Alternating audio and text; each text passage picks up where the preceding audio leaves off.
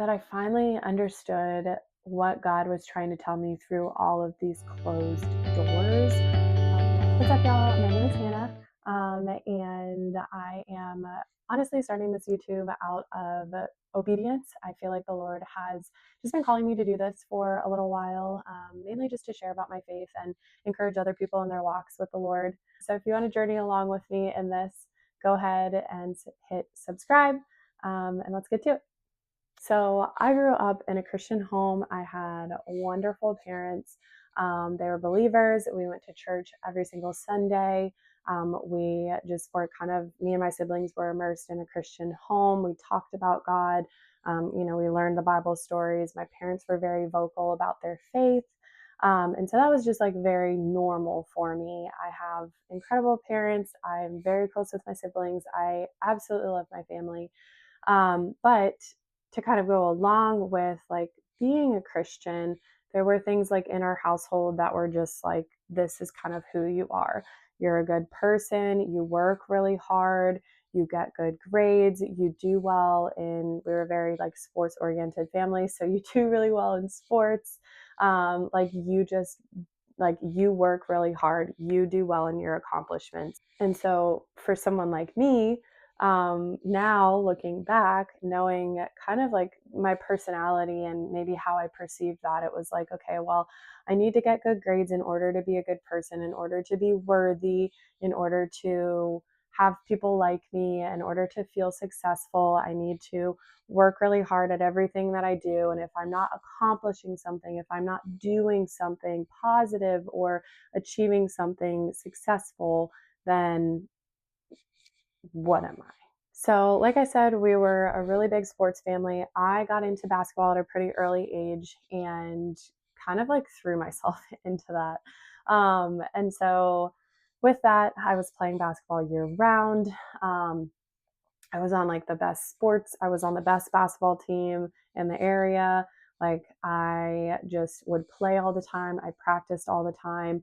Like, it was it was just like my life. It was my identity. And so for me, I really attached myself to, I have to be one of the best players. I have to work really hard. I have to do really well. I have to get all these accolades. I have to be accomplishing the top of the top in basketball. I have to get a scholarship to go play in college. And again, like, all of these things were not necessarily like pressed upon me from my family. It was what I had internalized my worth from. And so I just pushed myself into basketball thinking, okay, well, people only like me because I'm a good basketball player. I'm really only worthy of people liking me because I'm good at something. If I'm not achieving anything in basketball, what am I? There's like nothing. That's just who I thought it was. And unfortunately, I had some really, really big injuries throughout high school that really just put me back. I had to do a lot of rehab. I had a lot of pretty bad injuries that I had to take a lot of time away from the court to rehab. And every single time that I would get back, it would take a while for me to kind of get back to where I was. And then I kind of felt like I was, gaining my confidence back. And then I got injured again. And it was just really a huge struggle because I had always been good at basketball. I had always like felt like this is me, this is who I am. And then when those things started kind of falling apart, that was very difficult for me. I lost a lot of my confidence. I ended up just totally disregarding like going to college on scholarship, just kind of stopped that whole process. And that was really hard for me. I felt like, well, like what's next? Like, who am I? Like, this is what I've done my whole life, and this is what I was expecting to do for at least another 4 years in college.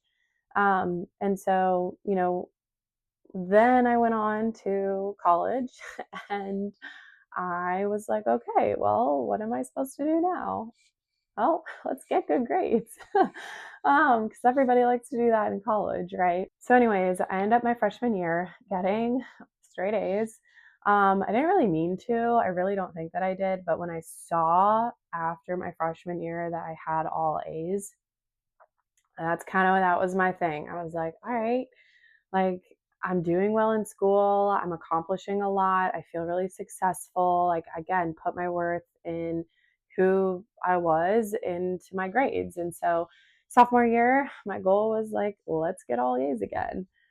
I made that happen. And then fast forward to senior year, I graduate early, I get all A's, I'm in honor roll, I'm summa cum laude. And I did it in 3.5 years. And I just like felt like this is awesome. Like I'm accomplishing a lot. Like people like me because I have good grades, which wasn't true, but all that to say. And so I decided, because I had graduated early, I wanted to actually walk with my graduating class, since I had been done with school, but all of my friends were finishing that semester. So I kind of forewent graduation in December, and then in May walked with all of my friends. And I was like so excited. I was like, summa cum laude. People are just gonna like congratulate me, see how accomplished and successful I am. And my school totally messed up the brochure. And I don't even think they had because for some reason something happened because I graduated early. I guess they had like forgotten to write like me in the pamphlet with like my records and my accolades and stuff. And so I see it and I like walk across the stage for graduation, and it's just like I'm just a normal person.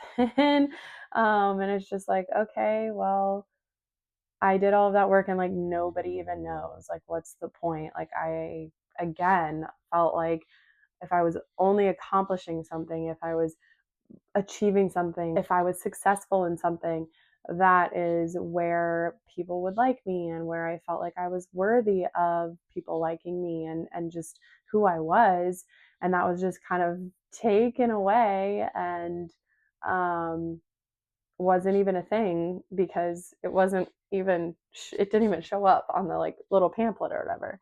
And so, kind of looking back, that was another closed door that God was trying to tell me, like, this is not it. Like, this is not who you are. This is not how I've made you. First, it was basketball, ended that. Then it was grades, that kind of like ended. And also, like, nobody, looking back, like nobody cares if you get all A's in college. Like, that's so dumb. But I just like had zoned in on, I have to be doing something. I have to be doing something big and exciting and successful for people to really like me and for me to find like worth in myself. So moving on to my next thing, I ended up, throughout college, I ended up getting into working out and just like getting healthy and fitness and that sort of thing. And so I think it was a year after I had graduated college, I got into bodybuilding. And so I did bodybuilding for a couple of years, and I put everything into that. I worked really, really hard at it. I did all of the dieting, I did the prepping, I went on stage a couple of times, um, to the point where I ended up becoming nationally ranked. And I did 2 national shows. And that first national show, I was like set on getting my pro card. Like, I was like, this is the top of the top. I'm going to be a pro bodybuilder. Like, this is amazing. Again, putting my worth and myself into how hard I can work with bodybuilding, how good and lean I can get, how disciplined I can be with my food. People are going to see me working so hard and creating this physique, and like see me achieving things and getting on stage and doing really well and becoming a pro. Like, this is me, like this is it. And so that national show that I did, you go on stage in kind of like the morning, and the judges judge you. You don't know what place you've gotten, but based off of where you stand on the stage, you come back at the night show and you kind of have an idea of how well you've done. So I was like center stage. Usually that means that you get first, but again, you don't really know. So we come back in the night show. There were some very high up people that talked to me, and they were like, you're going to get your pro card. Like, we know it. You look amazing. And so I'm like up there on stage at the night show, and they're kind of going through the lineup, and there's me and another girl, and we're standing there, and we're waiting for our names to be called for first and second. And so I'm waiting, I'm waiting for her name to be called because they call it backwards. So she, if they called her name, she would have gotten second, and then I would have gotten first. They call my name. I am like shocked, and I'm just kind of like, wait, they did just call my name. Like, I'm second. I'm not first. Like, I literally didn't. I was one spot away from getting my pro card. Like, are you serious? And so I get up there, and you're on stage in front of a lot of people, so you can't act upset, right? But I was I was devastated. Like, I was really, really frustrated and just really upset and disappointed based off of just what I had been told and some other things that I don't need to go into detail on. But that was, again, like, the Lord was like, this is another closed door. Like, I'm not a pro. Like, I worked so hard to accomplish all of these things. And I thought that, like, the pinnacle of it was going to be getting that pro card, becoming a pro bodybuilder, and really putting myself into that. And again, like, that was a closed door. And it took me a long time to kind of like come to terms with that. Um, but after I kind of finished all of that, my husband and I had decided, after I finished those shows for that year, we wanted to start a family. So I have a son who is almost 1 year old right now. Um, Probably by the time I upload this, he is going to be a year old. Um, and it really wasn't, I really don't think it was until I had him that I finally understood what God was trying to tell me through all of these closed doors of what I thought I was, who I thought I was, what I had put my identity in sports, in school, in bodybuilding. And those are just some really large examples, but I just remember like having my son and holding him kind of for, the first week or so, and just like being madly in love with him. And it was like, I love my son so much unconditionally for no other reason than because he's him. He can't really do anything for me. He needs me all of the time. He can't talk to me. But I love him because it's him. And it didn't really hit me until I had him and like went through that moment and processed it, where it was like, that's how God sees me. Like, I am a child of God. Like, you are a child of God. And that is literally what God feels about me, is like, Hannah, you don't have to be something. You don't have to accomplish something. You don't have to be successful in something in order for me to love you. Like, I just love you because you're mine. And I just love you because of who you are. You're just you. And looking back at those closed doors and those opportunities that I thought like I was going to figure myself out and find my identity in, he really like closed those doors in order for me to understand this whole aspect of, your identity is in me. And I love you because I created you and because I just love who you are. You don't need to be anything. You don't need to accomplish anything. And again, like this entire time, like I'm reading my Bible, I'm going to church. I actually end up going to a Christian college. Like, I was still growing my relationship with the Lord. I still wanted to be with the Lord. I still like loved the Lord. But, sometimes there's like this head and heart disconnect where you don't really get it. And God is trying to help you figure it out, and he's with you. Like, he has been with me since I asked him into my heart at 8 years old on the steps with my mom.